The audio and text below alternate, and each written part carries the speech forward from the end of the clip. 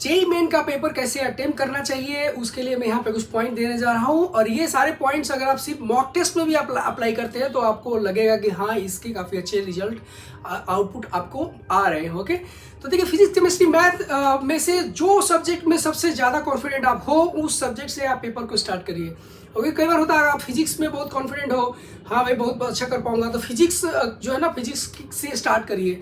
अगर आपको लगता है केमिस्ट्री से बहुत कॉन्फिडेंट है तो उससे स्टार्ट करिए। अगर आपको लगता है कि मैथ से मैं बहुत कॉन्फिडेंट है, बहुत मैं मेहनत किया मैंने मैथ में, तो उस सब्जेक्ट से स्टार्ट करिए। ओके, तो आप सबसे पहला जो है तो स्टार्ट कहाँ से करेंगे, कौन सा सब्जेक्ट से? Start from the subject. Okay, from the subject जिसमें आप सबसे ज़्यादा subject in which you are the most confident, जिसमें आप सबसे ज़्यादा कॉन्फिडेंट है उससे आप स्टार्ट करिए। राइट, अब देखिए पेपर जब आप कोई भी आपने सब्जेक्ट सेलेक्ट कर लिया कि हाँ भाई ये सब्जेक्ट से स्टार्ट करूंगा, मैं सपोज करूँ फिजिक्स से आपने स्टार्ट कर लिया, फिजिक्स में या कोई सा भी सब्जेक्ट आपने स्टार्ट कर लिया, ठीक है आपने स्टार्ट कर लिया।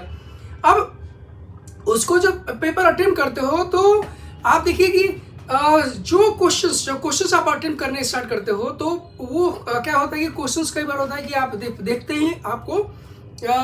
ही आप सॉल्व कर लेते हो। मतलब कई बार होता है कि कुछ फैक्चुअल क्वेश्चंस आते हैं फैक्ट के बेसिस पे, उसमें कैलकुलेशन वगैरह की जरूरत नहीं है, तो आप जो देखते ही आपको याद है तो तुरंत आपका आंसर उसका आप लिख पाओगे। तो ऐसे क्वेश्चंस को आप कर लो तुरंत, ठीक है ना, ऐसे क्वेश्चंस को कर लो। या ऐसे क्वेश्चंस जो होते हैं कि आप पढ़ा आपने और पढ़ते ही आपको समझ में आ गया और तुरंत उसको आप कर लो उसको। ओके, या ऐसे भी क्वेश्चन है कि भाई आपने पढ़ा और उसमें पता है कि एक दो लाइन का कैलकुलेशन है, आप उसको वो हो जाएगा आपसे। तो जो आपको फर्स्ट गो में आपका जो क्वेश्चंस आपके आंसर आ जाए वैसे क्वेश्चंस को आप अटेंड कर लीजिए। ओके, तो okay, solve the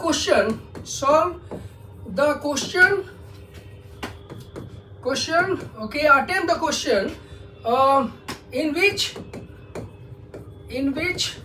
you can find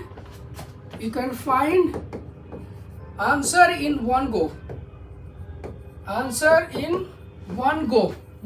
में अगर आपका आंसर आ जाए वैसे उसको आप क्या करिए, उसको आप सॉल्व कर लीजिए, मतलब उसका आंसर लिख लीजिए। उसके बाद आते हैं नेक्स्ट पॉइंट कि क्या होता है कई बार क्वेश्चन आप देखते हो कि हाँ क्वेश्चन आपको आ रहा है लेकिन आप 3-4 लाइन करते हो, 3-4 लाइन में आपका आ जाएगा, हाँ भाई आपको पता है कि 3-4 लाइन में इसके आंसर आ जाएंगे, तो इसको भी आप कर लो, ठीक है, इसको भी सॉल्व करो। लेकिन अगर ऐसा होता है कि आपने कुछ क्वेश्चन आपने देखे और उस क्वेश्चन में आपको दिखा कि भाई ये क्वेश्चन या तो मेरे को आता ही नहीं है, तो ठीक है आप छोड़ के आगे बढ़ गए।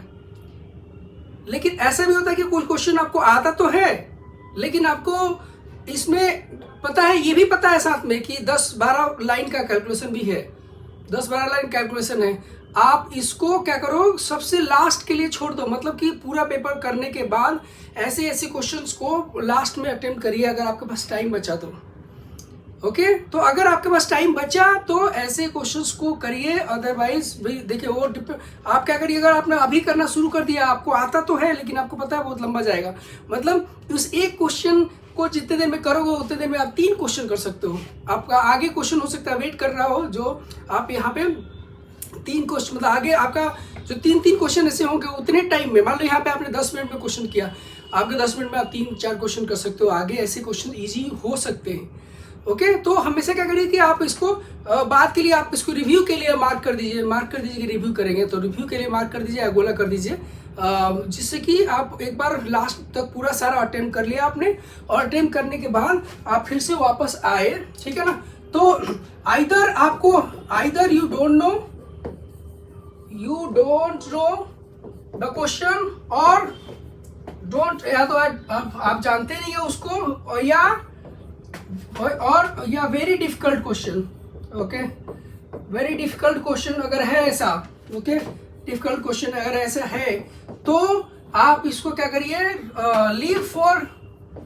लीव और mark for review. Okay, review, तो ये मार्क फॉर रिव्यू। ओके, ये चीज आपको ध्यान रखिए। ओके, अब सपोज करें कि भाई इनमें से भी क्या होता है कि ठीक है, सब समझ में आ गया आपको। और इनमें से क्या होता है कई बार कि जो है आप सोचते हो कि भाई कुछ क्वेश्चंस को तुक्का मार के आऊँगा मैं। ओके, कुछ क्वेश्चन को तुक्का मार देखिए, यहाँ पे नेगेटिव मार्किंग है। भाई ये नहीं बोला तुक्का मत मारिए, लेकिन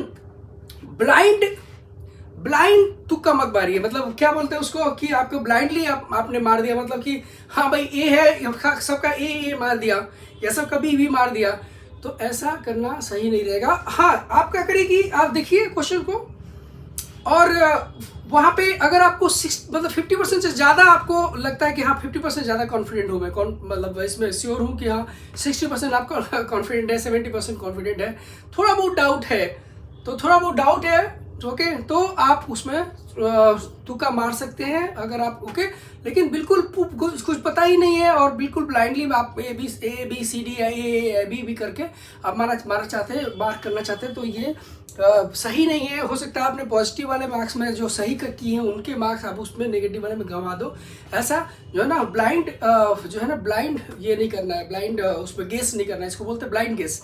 तो ब्लाइंड गेस नहीं करना है। अगर आपको 50% ज़्यादा आप श्योर हो तो फिर उसी में उन्हीं क्वेश्चंस में आप तुक्का मारिए, अदरवाइज छोड़ देना है ही समझ लीजिए कि बुद्धिमानी है। छोड़ना भी आपका मार्क्स सेविंग का ही एक तरह से पॉइंट है वो, ठीक है ना। तो ये चीज़, इन सारी चीज़ों का ध्यान रखिए और आई एम श्योर कि आप बहुत अच्छा कर पाएंगे, क्योंकि इसमें ऑलरेडी कुछ जो मेंस का एग्जाम होता है काफ़ी इजी कुछ पेपर होता है, और आप उसमें ऑलरेडी पेपर इजी होता है ये मान के चलिए, ओके। आप 10% क्वेश्चंस को छोड़ दीजिए तो बाकी क्वेश्चंस आप कर पाएंगे, और बहुत सारे ऐसे होंगे जो उससे ज़्यादा भी कर सकते हैं। बिल्कुल आप मान लीजिए कि आप 90% पेपर में आपको कोई प्रॉब्लम नहीं होगी, आप अच्छा करेंगे, ओके।